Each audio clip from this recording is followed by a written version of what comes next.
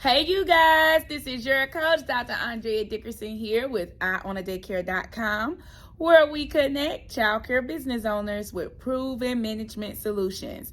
For today's proven management solution, I want to talk to childcare business owners about the number one mistake that you're making when implementing systems in your childcare classroom. So, if you're interested in finding out if you're making this mistake in your business, give this video a thumbs up, subscribe to my channel. Stay tuned, and I'll be right back. Proper classroom management and classroom setup is the key to your next level and success. I believe that all childcare programs should have proper classroom structure so your teachers will be able to go into your classroom and implement your systems without fail. I know that this looks like a clean, organized classroom, but there are systems that the naked eye does not recognize, but I'll teach you during our VIP day together. Find out more by logging on to mybigbusinessstrategy.com so that I can help you leave a legacy behind for your children and your children's children. Yay! Thank you guys so much for standing along with me. I am so excited as always. I'm excited because it is a blessing and an honor to have at least one person listen to the information that I provide and gain knowledge and insight. Now, what I want you to do is promise me that you're going to take this knowledge and insight and do the work. Whenever you understand wisdom when it's given to you, it will cause you to have a harvest, bear fruit, and to be very productive.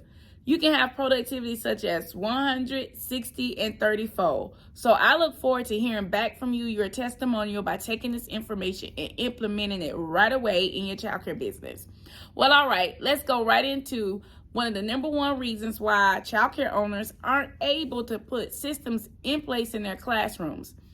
I want to be very honest and frank and say that I've seen this happen across the board, across the nation, and I've even had clients that I warned against doing this. But for some reason, it just feels easier and seems easier for owners to make this number one mistake. So let me give it to you right now, okay? The number one mistake that owners make is that they allow teachers to set up their classroom. Now, the reason why I suggest that that is a mistake is because when you set up foundation systems, you want your foundation systems to be something that can be duplicated. And the way that we duplicate in childcare is we train, retrain, and retain good employees. So if you have a teacher that goes into your classroom and you haven't given them any direction or leadership as to how you want your classroom set up and why, that employee can go in the classroom and set it up the way she see fit or he see fit, and you have no rhyme or reason as to why things are set up that way. I know I'm guilty of it, and in this industry, sometimes that's like the best thing you can do is to just let your teachers go in and do what they do. But I must warn you against making that decision, especially if your mindset is on multiple locations, creating training modules and training systems for staff, duplicating the processes, implementing systems, and wanting to have the proper framework for freedom. With the proper framework for freedom, you must, by any means necessary, lay your own foundation according to having knowledge and wisdom on how classrooms are set up, of course, and then create a model around your foundation and continuously train your new teachers when they come aboard.